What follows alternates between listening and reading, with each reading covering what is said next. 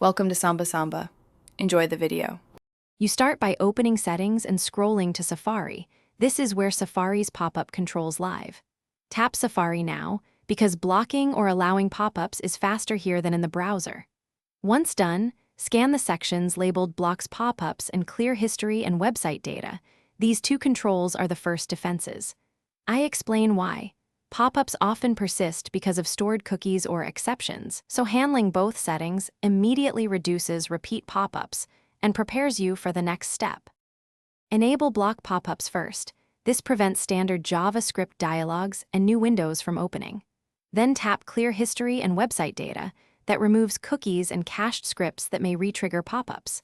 Make sure content blockers are enabled if you use an ad blocker app. These block intrusive scripts more effectively. Also check auto-fill settings to avoid unwanted form submissions. Once these steps are complete, Safari should stop most pop-ups, and you're ready to inspect site-specific permissions, if any linger. Now address site-specific permissions. Open Safari to the site causing trouble, tap the icon in the address bar, and choose Website Settings so you can toggle off Allow pop-ups for that domain. This step matters because global settings don't override explicit site exceptions.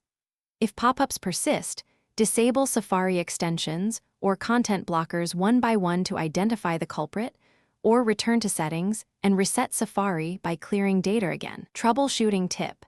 If nothing works, restart your device.